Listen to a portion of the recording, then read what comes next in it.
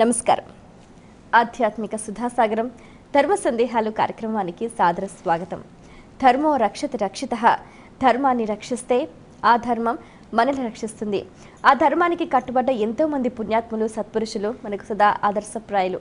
వారి బాటలో నడుస్తూ ప్రతినిత్యం మనం ఎన్నో రకాల ధర్మాల్ని ఆచరిస్తుంటాం. చాలా సందర్భాల్లో చేయవచ్చో చేయకూడదో, చేస్తే ఏమవుతుందో, చేయకపోతే ఎలాంటి పరిణామాలు సంభవిస్తాయో అన్న సందేహాలు చాలా మందిని కలవరపెడుతూ ఉంటాయి. అటువంటి వారి ధర్మ సందేహాలకు శాస్త్రీయ సమాధానాలు అందించడానికి మన ముందున్నారు ప్రముఖ ఆధ్యాత్మికవేత్త, మీ అందరికీ సుపరిచితులైన ఆచార్య మల్లా ప్రగడ శ్రీమన్నారాయణమూర్తి గారు. వారితో మాట్లాడి మరిన్ని విషయాలు వారి మాటలో తెలుసుకుందాం. ఈనాటి కార్యక్రమాన్ని ప్రారంభిద్దాం. నమస్కారం అండి. సకలాభీష్ట సిద్ధిరస్తు. మొదటి ఉత్తరం చూద్దామండి. సుభద్రాదేవి చెల్లపిళ్ళ నుంచి రాస్తున్నారు. పుట్ట ఉన్న ఫోటో ఇంట్లో ఉండవచ్చా? పూజ గదిలో ఉంచుకుని పూజించవచ్చా? పూజ గదిలో అనేక రకాల దేవతా సంబంధమైన బొమ్మలు పెట్టుకోవడం, ఛాయాచిత్రాలు, ఫోటోలు పెట్టుకోవడం సంప్రదాయంగా ఉంటుంది. పుట్ట ఉన్న ఫోటో ఉన్నంత మాత్రాన ప్రమాదం ఏం లేదు. ఎందుకంటే పుట్టలో ఉన్న పాము సుబ్రహ్మణ్యుని రూపమని, నాగేంద్రుడని మనం ఆరాధిస్తున్నాం కాబట్టి ఆ నాగేంద్రుడు ఉన్న పుట్ట ఉంది. ఇప్పుడు దేవాలయంలో దేవుడు ఉండడం ఎలాంటిదో, విగ్రహానికి దేవాలయం ఎలాంటిదో, పాముకు పుట్ట కూడా అలాంటిది. పామును మనం దైవంగా భావిస్తున్నాం. పామును దైవంగా భావించడంలో ఉన్న ఆంతర్యం వేరే ఉంది. అయినా కూడా పామును దైవంగా భావించి మనం సర్ప ఆరాధన, నాగజాతి ఆరాధన మన సంప్రదాయంలో ఉంది కాబట్టి ఆ నాగులు పుట్టలోనే ఉంటాయి కనుక పుట్టను కూడా ఆరాధించవచ్చు. పుట్ట ఉన్న ఫోటో పూజామందిరంలో ఉండొచ్చు. ఇక్కడ ఉద్దేశం ఏమిటి అంటే, పుట్టకు ఏమీ చైతన్యం లేదు, పుట్టలో ఉన్న పాము కదులుతుంది, దానికి ప్రాణం ఉంది. ఈ మానవ శరీరం ఒక పుట్ట, లోపల ఉన్న ప్రాణశక్తి, కుండలిని శక్తి, అది సర్పం. ఈ సత్యాన్ని తెలియజేస్తుంది పుట్ట, పుట్టలో ఉన్న పాము. అందువల్ల పుట్టతో ఉన్న ఫోటో ఉంటే కూడా అది ఆ సంకేతాన్ని అనునిత్యం మనకు గుర్తు చేస్తూ, పుట్ట కాదు ముఖ్యం, పుట్ట లోపల ఉన్న పాము. ఏ పాము లోపల లేకపోతే ఆ పుట్టకి మనకు విలువ లేదు. అలాగే ప్రాణశక్తి లోపల, కుండలిని శక్తి రూపంతో దైవ అనుగ్రహం మన లోపల తిరుగాడుతోంది అనే సత్యాన్ని అనునిత్యం మనకు జ్ఞాపకం చేసేది పుట్ట. కాబట్టి పుట్ట ఉన్న ఫోటో పూజామందిరంలో ఉండి మనం పూజ చేసుకోవడంలో సౌకర్యమే తప్ప అభ్యంతరపడవలసిన అంశం ఏమీ లేదు. మరి ఉత్తరం చూద్దామండి. విజయవాడ నుంచి రామచంద్రయ్య రాస్తున్నారు. వినాయకుని తొండంలోని ఆంతర్యం ఏమిటి తెలియచేయగలరు అంటూ రాస్తున్నారు. వినాయకుని తొండాన్ని మామూలుగా వక్రతుండం అంటారు. వక్రతుండ మహాకాయ కోటి సూర్య సమప్రభ నిర్విఘ్నం కురు మే దేవ సర్వకార్యేషు సర్వదా, ఇది సంప్రదాయం. అందువల్ల ఇలా ఆరాధించే విధానంలో వక్రతుండం అంటే వంకరగా ఉన్న తొండం. ఆ తొండం ఎటువైపు ఉంటుంది అంటే వినాయకుడి రూపానికి కుడిపక్కకి తిరిగి ఉంటుంది. కొన్ని చోట్ల ఎడం పక్కకి తిరిగి ఉన్న తొండం ఉంటే ఈ వినాయకుడి రూపం ఇలా ఉండొచ్చా లేదా, ఉంటే ఏమైనా ఇబ్బంది అని అడుగుతూ ఉంటారు. కుడిపక్కకి తిరిగిన తొండం ఎందుకు ఉందంటే ఆ తొండము ఓంకార రూపం. వినాయకుడు ఓంకార స్వరూపుడు. ఈ ఓంకారానికి ఇటుపక్క ఒక గీత ఉంటుంది, అది కుడిపక్కకే ఉంటుంది ఓంకారం మనం రాసినప్పుడు. అందుకని వినాయకుడి రూపాన్ని కూడా మనం చూస్తున్నప్పుడు కుడిపక్కకే ఆ తొండం ఉండడం, అది ఓంకార రూపాన్ని జ్ఞాపకం చేయడానికి ఉన్న సంకేతం. తర్వాత తొండం ఉండడంలో విశేషం, అది గజముఖం కాబట్టి తొండం ఉంది. గజముఖం ఎందుకు ఏర్పడింది వినాయకుడికి అని మనం జాగ్రత్తగా ఆలోచిస్తే, గజముఖం ఏర్పడడంలో ఉన్న కథ మనకు ప్రతినిత్యం జ్ఞాపకానికి వచ్చి, గజ రూపంలో ముఖాన్ని కలిగి ఉన్న వినాయకుడిని మనం సేవిస్తున్నాం అని చెప్పడానికి ఆ తొండం సహకరిస్తుంది. తొండమే మామూలు మానవుడి ముఖానికి, ఏనుగు ముఖానికి ఉన్న తేడాని తెలియజేసేది. ఎందుకు గజముఖం ఏర్పడింది అంటే పరమేశ్వరుని అడ్డగించాడు ఆయన. పరమేశ్వరుని అడ్డగిస్తే మామూలు తల తీసేయడం జరిగింది, ఏనుగు తల పెట్టడం జరిగింది. ఏనుగు కుంభస్థలం చాలా గట్టిది. ఏనుగు తల గొప్ప ఆలోచనలకు ప్రతీక. ఏనుగు అహంకారానికి కూడా గుర్తే. ఏనుగు అహంకారానికి గుర్తు, గొప్ప ఆలోచనలకు గుర్తు. అహంకార భావన లేకుండా గొప్ప ఆలోచనలు కలిగిన వాడుగా ఉండాలి. ప్రాపంచికమైన దృష్టి తక్కువగా ఉండాలి. ఏనుగు కళ్ళు చాలా చిన్నవిగా ఉంటాయి.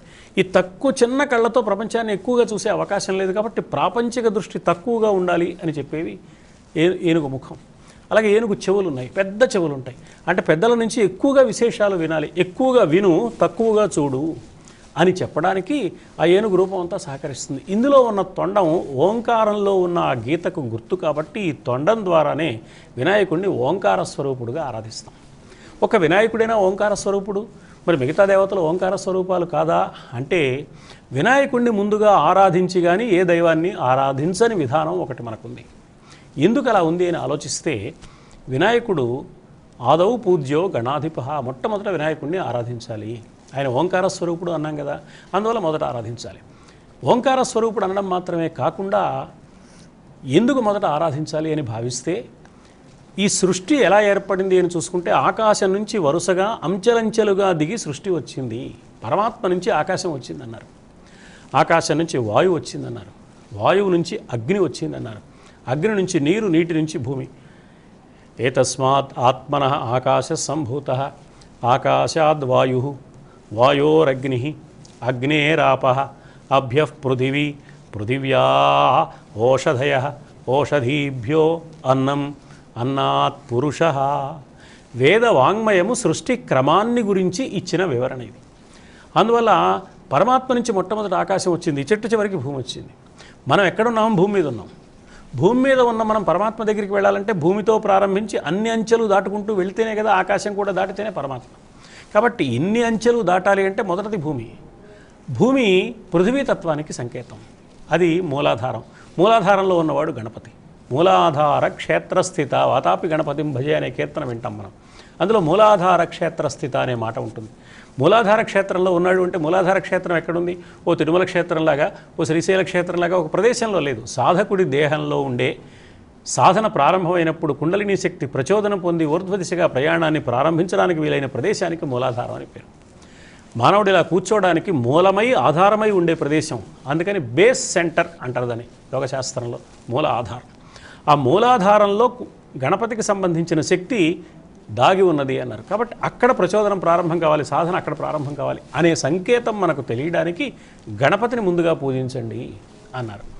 అందువల్ల ఏ దైవాన్ని పూజించినా మనం చేయవలసింది లోపల ఉన్న శక్తిని, దైవీ శక్తిని మేల్కొల్పుకోవడమే. కాబట్టి అందరు దైవాలని ఆరాధించినప్పుడు మనం ఏం చేస్తాం? ఏ దైవాన్ని ఆరాధించినా ముందు ఓంకారం చేర్చి ఆరాధిస్తాం. ఓం రామాయ నమః, ఓం కృష్ణాయ నమః, ఓం నమః శివాయ, ఓం నమో నారాయణాయ. ముందు ఓం ఎందుకు? ఎలాగో నారాయణునో విష్ణువునో శివుడినో ఈశ్వరునో గణపతినో రాముడినో కృష్ణునో ఆరాధిస్తున్న ముందు ఓం ఎందుకు మళ్ళీ అంటే వీళ్ళందరూ ఓంకార స్వరూపాలే. ఓంకారం మొదటిది. మూలాధారం నుంచి ప్రారంభించి వరుసగా ఏ దైవాన్నైనా కుండలిని శక్తి ఊర్ధ్వ దిశగా ప్రయాణం చేసినట్లుగా ఏ దైవాన్ని మనం ఆరాధించాలన్నా కూడా మూలాధారంలో ఉన్న గణపతి యొక్క అనుమతిని పొందాలి. అందుకని ముందు ఓంకారం. అంటే పరమాత్మ రూపం లేని ఓంకార స్వరూపుడు. రూపం లేని ఓంకార స్వరూపుడైన పరమాత్మని నేను రాముడుగా ఆరాధిస్తున్నాను అని చెప్పడానికి ఓం రామాయ నమః. ఇలా ఓంకారానికి ఎలా అయితే ప్రాధాన్యం ఉందో అర్చనలో, దేవత అర్చనలో గణపతికి ముందుగా ప్రాధాన్యం ఉంది. గణపతి పూజ చేసి కానీ మరొకటి చేయొద్దు అని చెప్పడంలో ఉన్న ఉద్దేశం అది. ఇక్కడి నుంచి బయలుదేరాలి. కాబట్టి మూలాధారం నుంచి బయలుదేరి మూలాధారం దాటి స్వాధిష్టానం దాటి మణిపూరం దాటి అనాహతం దాటి విశుద్ధి దాటి ఆజ్ఞాచక్రం దాటి కానీ సహస్రారానికి చేరడానికి లేదు. అందువల్ల పృథ్వీతత్వం నుంచి వరుసగా పైకి వెళ్ళి ఆకాశాన్ని దాటాక కానీ పరమాత్మని చేరుకోలేం. కాబట్టి పృథ్వీతత్వంలో మూలాధారంలో ఉన్నవాడు గణపతి కనుక ఆయన్ని ముందుగా పూజించాలి. ఈయన పృథ్వీతత్వానికి చెందినవాడు, మూలాధారానికి చెందినవాడు అని మనకు సంకేతం గజముఖ రూపంలో ఓంకార రూపంగా ఉండే తొండం తెలియచేస్తుంది. కాబట్టి వినాయకుడి తొండం మనలో ఇన్ని ఆలోచనలను కలిగించి ఆ రూపం మనకింత విశేషాన్ని తెలియజేస్తుంది. కాబట్టి తొండంతో గజముఖంతో ఉన్న వినాయకుడిని ఆరాధించడం అనేది లోకానికి చాలా క్షేమాన్ని కలిగించే అంశం. సాధకులను ఆధ్యాత్మిక మార్గంలో ప్రవేశపెట్టడానికి ఒక ప్రచోదనం కలిగించే అంశంగా దాన్ని మనం గుర్తించాలి. అయితే ఈ తొండంలో కూడా కొంతమంది కుడివైపున్న తొండం ఒక రకమైన ఫలితం అని, ఎడం వైపు తిరిగిన తొండం ఒక రకమైన ఫలితం అని కూడా అంటూ ఉంటారు.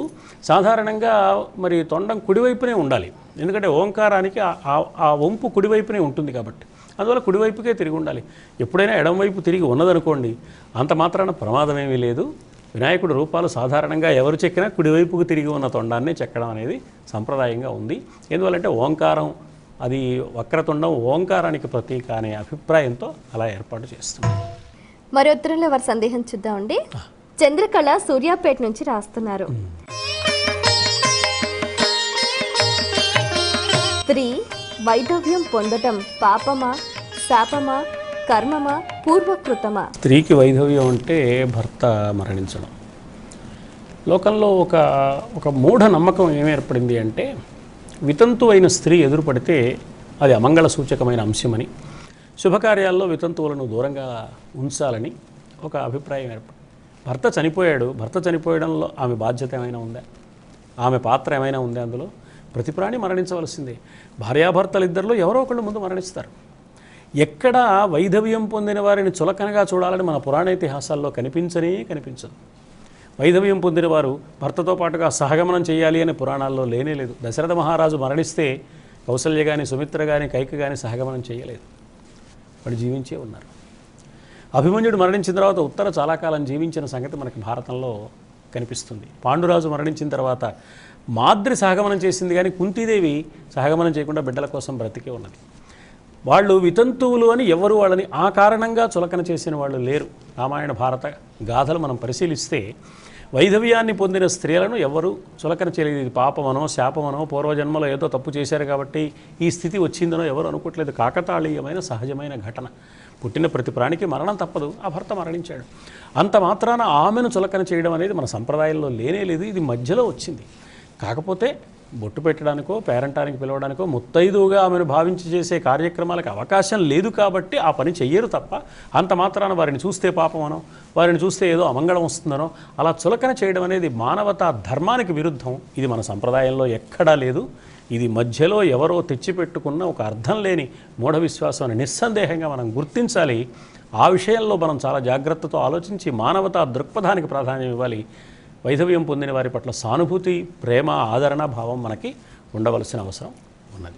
అయితే చాలామంది కూడా పూర్వకాలంలో అంటూ ఉంటారు కదండి, గంగా భాగీరథితోటి కూడా సమానం అని. అవును, గంగా భాగీరథి సమానం అని ఎందుకన్నారంటే గంగ చాలా పవిత్రమైన స్థితిలో ఉన్నది. పవిత్రమైన గంగ భాగీరథిగా ఎందుకు మారిందంటే భగీరథుడి కోసం వచ్చింది. అంటే భర్త లేకపోయినా బిడ్డల కోసం బ్రతికి ఉంటుంది ఆ తల్లి, పవిత్రంగా ఉంటుంది, పవిత్ర జీవనాన్ని గడుపుతుంది. గంగ తెల్లగా ఉంటుంది. అందుకే పూర్వం వైధవ్యం పొందిన వారు తెల్లని వస్త్రాలు ధరించేవారు. ఇవి సంకేతాలు. గంగా భాగీరథి అనేది ఒక సంకేతం అన్నమాట. గంగ భగీరథుడి కోసమే వచ్చింది భూమి మీదకి. భర్తను కోల్పోయిన స్త్రీ కూడా గంగ వలె తెల్లని వస్త్రాలు ధరించి పవిత్రంగా ఉంటూ అయినా ఎందుకు జీవిస్తోంది? ఏమమ్మా భర్త లేడు కదా, ఇంకా నీకు జీవితం ఏమిటి అని అంటే ఎందుకు జీవిస్తూ? బిడ్డల కోసం జీవిస్తోంది. గంగ అక్కడి నుంచి ఎందుకు వచ్చింది ఆ లోకాన్ని వదిలిపెట్టి అంటే బిడ్డ కోసం వచ్చింది, భగీరథుడి కోసం వచ్చింది. కాబట్టి గంగా భాగీరథి అనడంలోని ఆంతర్యం అది. అలా అర్థం చేసుకుంటే వైధవ్యం పొందిన వారి పట్ల సానుభూతి, గౌరవము తప్ప మరొక కూడని ఆలోచన మన మనస్సుకు రావడానికి అవకాశం లేదు. మరి ఉత్తరం చూద్దామండి. పి లక్ష్మయ్య జడ్చల నుంచి రాస్తున్నారు. భగవద్గీతలో సంజయుడు ఎవరు తెలియచేయగలరు అంటూ రాస్తున్నారు. భగవద్గీతలో సంజయుడు మాట చాలాసార్లు వస్తుంది. సంజయ ఉవాచ అని. అసలు ధృతరాష్ట్రుడి ప్రశ్నతో ప్రారంభమవుతుంది, ధృతరాష్ట్ర ఉవాచ అని. ధృతరాష్ట్రుడు సందేహం అడిగితే అక్కడి నుంచి సంజయుడు మాట్లాడుతూ ఉంటాడు. మాటికి సంజయుడు ధృతరాష్ట్రుడు మాట్లాడుకుంటూ ఉంటారు. కృష్ణార్జునులు ఏం మాట్లాడుకున్నారో ధృతరాష్ట్రుడికి చెప్పినవాడు సంజయుడే. మహాభారత కథంతా, యుద్ధగాథంతా వినిపించడానికి యుద్ధం 5 పర్వాల్లో ఉంది. యుద్ధ పంచకం అంటారు దాన్ని. ఈ యుద్ధ పంచకం అంతా వినిపించినవాడు సంజయుడే. ధృతరాష్ట్రుడికి వ్యాస మహర్షి ఒక వరం ఇచ్చాడు, ఈ సంజయుడు నీకు యుద్ధ విశేషాలన్నీ వినిపిస్తాడయ్యా అని. అందువల్ల యుద్ధ రంగంలో కలయి తిరుగుతూ వ్యాస మహర్షి ఇచ్చిన దివ్య అనుగ్రహం వల్ల తనకు ఏ ఆపద లేకుండా యుద్ధంలో విశేషాలన్నీ తెలుసుకుని ఎప్పటికప్పుడు ధృతరాష్ట్రుడికి సంజయుడు తెలియజేస్తూ ఉంటాడు.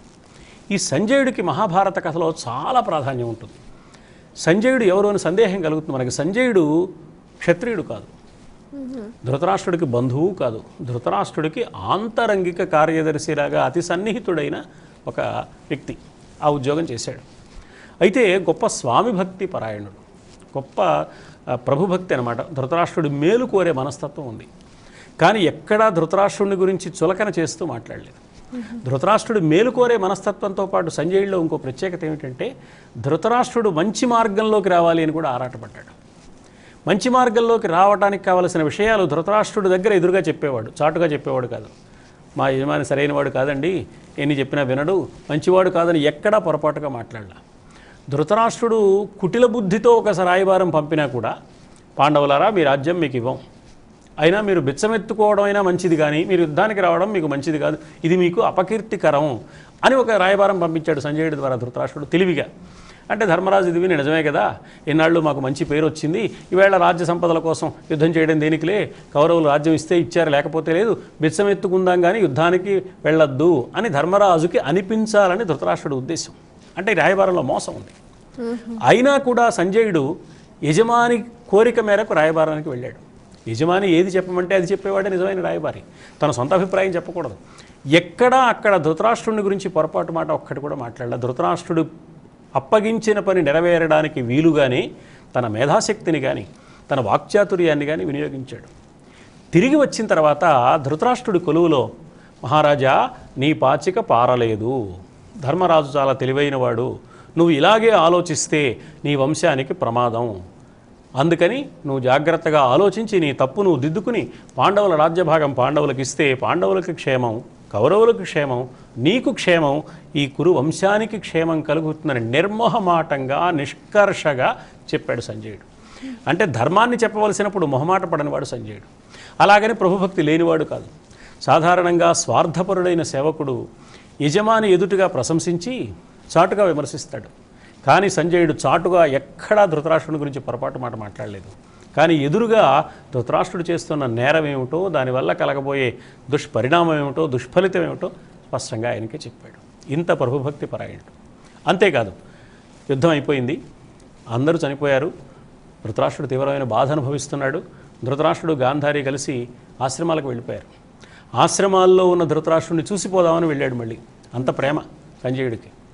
అప్పుడు ఒక దావాగ్ని చుట్టుముట్టి గాంధారి ధృతరాష్ట్రులు వాళ్ళకి సేవ చేయడానికి కుంతీదేవి వెళ్ళింది. వాళ్ళు అగ్నికి ఆహుతైపోయే సమయంలో కూడా సంజయుడు, మిమ్మల్ని వదిలిపెట్టి నేను వెళ్ళను, మీ ముగ్గురిని ఈ దావాగ్ని నుంచి బయటపడవేయడానికి ప్రయత్నం చేస్తాను, బయటపడితే నలుగురం బయటపడతాం, లేకపోతే నలుగురం ఆహుతైపోతాం. ధృతరాష్ట్రుడు అన్నాడు. ధృతరాష్ట్రుడి మనసులో మార్పు వచ్చింది.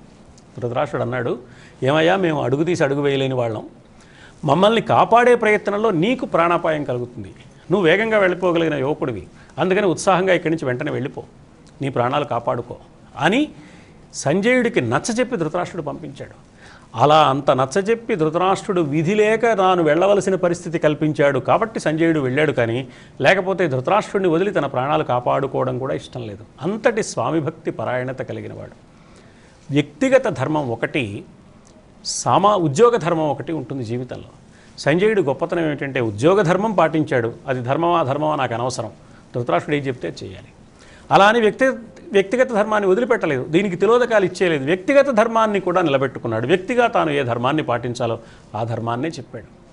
సంజయుడు ఎంత గొప్పవాడు అంటే మహాభారత కథ ప్రకారం కృష్ణుడు రేపో మాపో రాయబారానికి రాబోతూ ఉండగా ధృతరాష్ట్రుడు సంజయుడు రాయబారం వెళ్ళి వచ్చి ఆ సందేశం అంతా చెప్పిన తర్వాత ఎలా అయినా యుద్ధం లేకుండా చూసుకోవయ్యా అంటే, ఒకవేళ యుద్ధం వస్తే పాండవుల కౌరవుల బలాబలాలు చెప్పవయ్యా అన్నాడు ధృతరాష్ట్రుడు.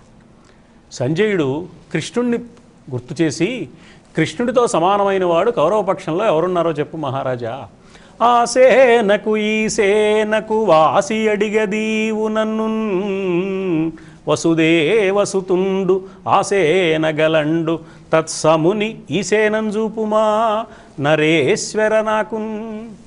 ఈ ఉభయ పక్షాల్లో బలాబలాలు చెప్పమంటున్నావయ్యా, పాండవ పక్షంలో కృష్ణుడున్నాడు, అతడితో సమానమైన వాడు ఎవరు? ధృతరాష్ట్రుడికి బుర్ర గిర్రున తిరిగింది. తిరిగిన ఆ బుర్రకు గతమంతా జ్ఞాపకానికి వచ్చింది. కృష్ణుడు బాలుడని సామాన్య మానవుడని అనుకోవడానికి అవకాశం ఉందా? 7 సంవత్సరాల వయసులో గోవర్ధన అవలీలగా లేవనెత్తాడే. అలాంటి కృష్ణుడు ఇంతటి వాడని నాకు తట్టలేదు, ఈ సంజయుడికి ఎలా తట్టింది చెప్పవయ్యా అన్నాడు. ఆయన అప్పుడు వాసుదేవ తత్వాన్ని వివరిస్తాడు. అంటే గొప్ప తాత్విక విషయాలు సంజయుడి నోట పలికింపచేశాడు వ్యాసుడు. మహాభారత కథను జాగ్రత్తగా పరిశీలిస్తే సంజయుడు ఆధ్యాత్మిక సాధనలో వ్యాసునికి శిష్యుడు అని తెలుస్తుంది మనకి. ఒక సందర్భంలో వ్యాసుడు ప్రత్యక్షమై, నీకు అన్ని విషయాలు తెలుసు కదా సంజయ, ధృతరాష్ట్రుడు కోరిన విధంగా చెప్పు అన్నాడు. అంటే సంజయుడు వ్యాస శిష్యుడు అనే విషయం తెలుస్తుంది. ఇన్ని చేసిన ఈ సంజయుడు క్షత్రియుడు కాదు, ధృతరాష్ట్రుడికి బంధువు కాదు, కేవలము సూతపుత్రుడు. ఆ రోజుల్లో సూత కులం అనే ఒక కులం ఉండేది. ఆ సూత వంశంలో పుట్టిన వాళ్ళు ఏం చేస్తారంటే గుర్రాలను తోమడం, రథాలను తోలడం, రథచక్రాలు తయారు చేయడం, రథాలను ప్రయాణానికి వీలుగా సిద్ధం చేయడం, ఇలాంటి వృత్తులు నిర్వహించే వారికి సూతకులం అని పేరు. రథకారకులు అంటారు వారికి. అది ఒక విధంగా చూస్తే క్షత్రియత్వం కంటే చాలా తక్కువది. కానీ సంజయుడిని ఎవ్వరూ ఎన్నడూ సూతపుత్రుడిని చులకనగా చూడలేదు, గౌరవించారు. మహారాజులు కనపడితే సాటి మహారాజుని ఎలా గౌరవిస్తారో అలా గౌరవించారు. మహర్షులు కనపడితే చాలా ఆదరంగా పలకరించారు. ఎందువల్ల అంటే పుట్టిన కులంతో నిమిత్తం లేకుండా ప్రవర్తనలో ఎంత మంచి గుణమో అతను కలిగినవాడు కాబట్టి. అంటే మహాభారత కథ కులానికి కాక గుణానికే ప్రాధాన్యం ఇస్తోంది అని సంజయుడి ద్వారా కూడా మనకు తెలుస్తుంది. అందువల్ల సంజయుడి కథ మనం చూస్తే అతడు ఎవరికి బంధువు కాదు, క్షత్రియుడు కాదు.